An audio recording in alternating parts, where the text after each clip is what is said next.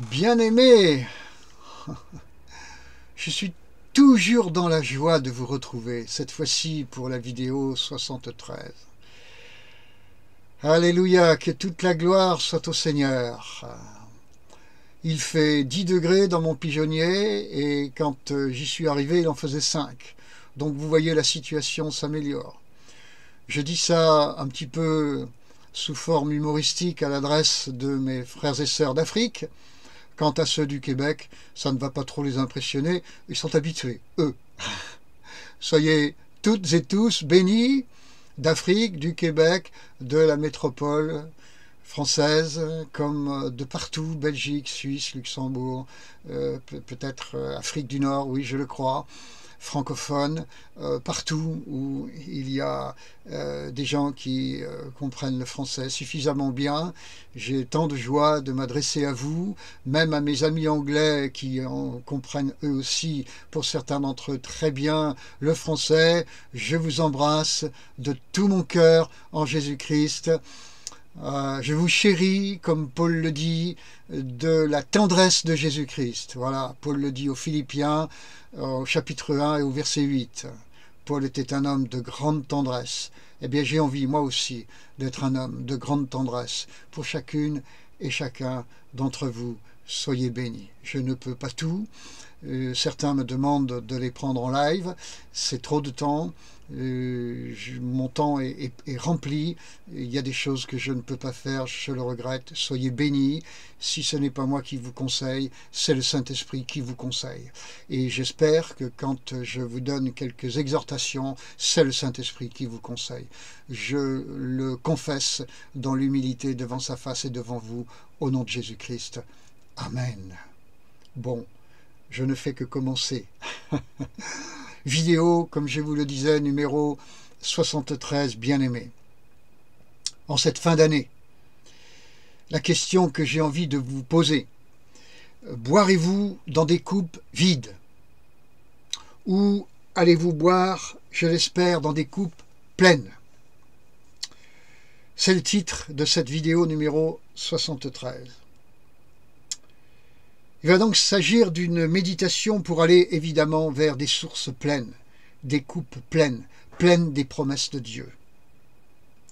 Souvenez-vous, dans la vidéo numéro 72, la précédente, je vous ai posé une autre question qui préside à celle-ci. Êtes-vous un esprit libre? Question très, très importante, bien-aimé en Christ. Prenons la parole de Dieu.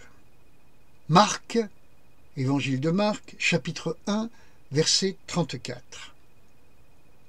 Il y est dit dans ce verset qu'il guérit, Jésus, beaucoup de malades.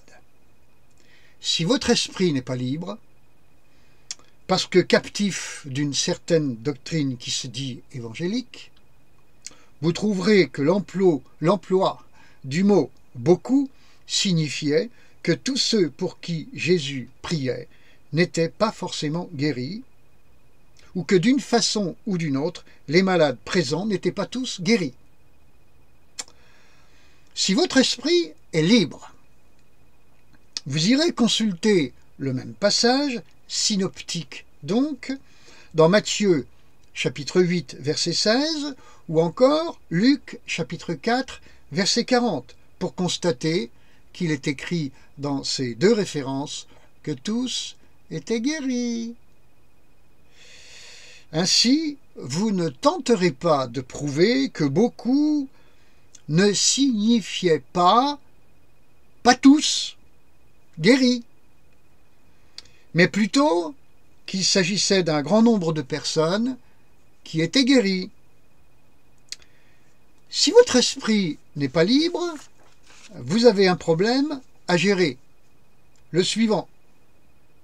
Celui de la différence entre le nombre de guérisons du temps de Jésus et de la rareté de celle-ci aujourd'hui, en proportion. Ou encore, le décalage entre ce qu'on lit dans la Bible et ce que nous voyons de nos jours. Décalage, il faut quand même l'avouer, affligeant. Affligeant pour toute personne honnête, donc libre. Ainsi, bien-aimé, comment vais-je lire la Bible pour gérer ce fossé qui, au départ, semble pourtant insoutenable? Eh bien, je vais faire un choix de versets et, par exemple, transformer le mot « beaucoup » en « pas tous ». Je vais minimiser ce verset où il est dit que beaucoup de malades étaient guéris. Je vais le minimiser, je vais le minimaliser. Je vais insister donc sur les cas de non-guérison et aborder le moins possible les versets qui disent bien que tous étaient guéris. Ceci me dérange de trop. Je vais, au passage, et de surcroît, transformer l'écharde de Paul en maladie physique, alors que pourtant il précise bien qu'il s'agissait d'un ange de Satan qui le frappait, donc lui donnait des soufflets, donc des gifles. 2 Corinthiens 12, verset 7. Et je vais ainsi faire le tour de la Bible et de plusieurs cas contemporains qui n'ont pas été guéris et magistralement passer sous silence et volontairement donc méconnaître les multitudes de guérisons que nombre de serviteurs de Dieu ont opérées, ça et là dans le monde et dans l'histoire, donc dans le temps passé et encore au présent. Dans mon esprit captif, je vais donc élever un autel d'incrédulité et justifier cela à ma conscience en affirmant c'est la parole de Dieu. Il y a pourtant l'apôtre Jacques qui est catégorique. Jacques chapitre 5 verset 15. Il dit la prière de la foi sauvera le malade. Mais mon esprit captif est très inventif dans ces chaînes.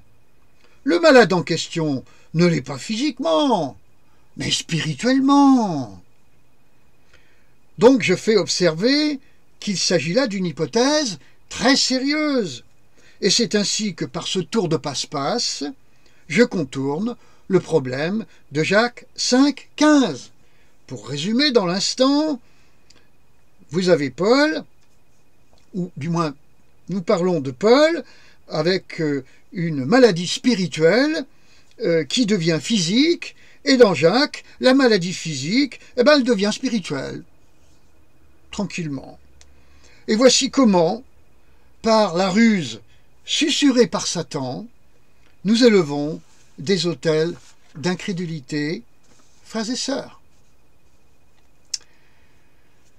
Si, au contraire, de ce triste état de choses, qui relève d'un évangile, je vous le dis, falsifié, je lis, par exemple, Matthieu 13, verset 58, ou Marc 6, versets 5 et 6.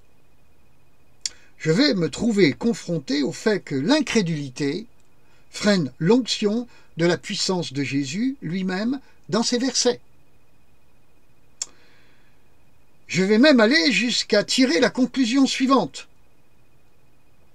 à savoir, cela fait à ce jour une vingtaine de siècles que l'on empile des couches d'incrédulité à propos de la puissance de Dieu au milieu de nous, par nous et même quelquefois sans nous. Les doctrines d'incrédulité si bien élaborées, ne souffrant d'aucune contestation sérieuse, sont finalement, au jour d'aujourd'hui, et depuis déjà un certain temps, arrivées plus hautes et plus massives que l'Himalaya. Voici donc l'atmosphère dans laquelle vit le peuple de Dieu et l'ensemble du monde et des peuples. Et nous serions surpris que Dieu n'agit pas plus. Que fait-il Dieu? Marc 6, verset 7, frères et sœurs. On voit dans ce verset que Jésus donne l'onction de puissance à ses disciples pour les envoyer au service du royaume de Dieu. Ok. Maintenant, Marc 6, versets 11 et 12. S'ils ne sont pas reçus, Jésus leur dit, partez de là. Secouez la poussière de vos sandales. Ainsi, Devant l'incrédulité, l'onction s'en va. L'onction étant partie, il n'y a plus de miracle, plus de guérison. Et l'on en arrive à une grande question. Quand il n'y a pas guérison, c'est parce que Dieu l'a décidé ainsi, comme beaucoup le disent, même dans les plus grandes églises bien connues de ce doux pays de France, ou c'est parce qu'il y a un problème d'obstacle. Si c'est Dieu qui ne le veut pas, cela dépend donc de lui. Si c'est un problème d'obstacle, cela dépend donc de nous. Si cela dépend de nous, c'est ennuyeux, car cela peut stigmatiser le malade, qui doit déjà gérer son état physique et maintenant, en plus, son état spirituel. Vous imaginez. Pourtant, dans Jacques 5,16, il nous est bien signalé que la confession de nos péchés débouchera sur la guérison. Frères et sœurs. Matthieu 13, 58 et Marc 6, 5 et 6. Les versets que je vous ai déjà signalés. Nous précise aussi que l'environnement de l'incrédulité est comme une nuée mauvaise qui empêche le malade de guérir. Celui-ci n'est donc pas seul responsable. Ça fait du bien. Un peu d'air. Que pourrait-il faire alors, ce malade? Réfléchir devant Dieu quant à ce que signifie ce que Paul a voulu dire dans, par exemple, 2 Thessaloniciens, chapitre 3, verset 14. J'appelle ça la prise de distance. La prise de distance par rapport à tout ce monde d'incrédulité, et même par rapport à leur suppôt. La prise de distance, qui pour le moins peut clairement nous faire prendre position, à savoir, vous avez choisi de ne pas croire, ou de faire semblant de croire à la guérison divine. Faire semblant de croire à la guérison divine, frères et sœurs. Moi, j'ai choisi d'y croire. J'ai choisi de demander pardon au Seigneur pour tous les obstacles dans lesquels je me serais trouvé jusqu'à présent et qui empêcheraient la guérison divine d'agir en moi. Bien-aimé, j'ai même choisi de demander pardon aussi pour les obstacles qui ne dépendent pas seulement de moi, qui sont donc environnementaux, c'est-à-dire familiaux, des esprits de famille, civilisationnels, sociétaux. Et là, on pense à tous les obstacles relationnels. Des relations difficiles sont des obstacles ecclésiaux, donc doctrinaux, intellectuels, spirituels, générationnels. Et sans doute que j'oublie des catégories. Donc, pardon Seigneur. Pardon parce que, en réalité, on ne sait pas ce que tu as dit dans Hébreux chapitre 11, verset 1. On ne sait même pas croire en toi. On ne sait pas ce que c'est que la foi. On parle de foi en Dieu. On ne sait pas ce que c'est, de quoi il s'agit. On ne sait pas qu'il faut apprendre ou réapprendre à visionner ce qu'on a demandé. Le saisir par la foi. On n'a pas réfléchi sérieusement sur la première épître de Jean, chapitre 5, verset 15, à savoir, quoi que ce soit que nous demandions, nous savons que nous possédons ce que nous lui avons demandé. Ou encore, Marc, chapitre 11, verset 24, je lis dans ma Bible, Marc 11, 24, c'est pourquoi je vous le dis, tout ce que vous demandez en priant, croyez que vous l'avez reçu et cela vous sera accordé. Je demande, je crois que j'ai reçu Et ensuite, troisièmement, je recevrai. Voilà ce que signifie Hébreux chapitre 11, verset 1, dans sa réalité profonde. Est-ce bien de cette foi-là que je crois, frères et sœurs? Moi, vous. Je continue. Nous avons su, frères et sœurs, chasser l'onction de la puissance de Dieu. Ah ça, on a bien su le faire, au fil du temps et des siècles. En cette fin d'année, saurez-vous aller la rechercher, cette onction? Saurons-nous entendre Dieu qui nous demande de l'appeler? Ézéchiel, chapitre 37, verset 9. Saurons-nous faire revenir le Saint-Esprit sur ces morts, sur ces cadavres? La théologie du tous ne sont pas guéris est un autel d'incrédulité, ne faisant prospérer que des cadavres dans l'Église, frères et sœurs. En effet, celle-ci est pleine de malades. Et nous disons que théologiquement, c'est normal. En gros, tout va bien. Conclusion. Je ne sais pas si je vous ai convaincu, mais moi je demande pardon au Seigneur pour mes péchés et aussi pour les autels d'incrédulité dans l'Église. J'appelle le Saint-Esprit pour qu'il souffle sur ces morts. J'appelle morts ceux qui sont cancérisés spirituellement, habitués à croire que la maladie est normale, habitués à lire la Bible en la vidant de son contenu. Frères et sœurs, le sujet est ample. Je n'en ai pas fait le tour, certes. Mais en cette fin 2022, après l'année que nous avons eue, je dis au Saint-Esprit, souffle sur moi, souffle sur moi, souffle sur moi. Enlace-moi, remplis-moi. Je reçois ta puissance qui me délivre et me guérit. C'est accompli. Jean, chapitre 19, verset 30. Amen. Et que ta seule influence règne sur moi, Saint-Esprit, mon Dieu, mon Seigneur. Remplis ma coupe, parce que je la veux pleine de toi, de ta personne, de ta puissance, de tes dons, de tes onctions, de tes fruits.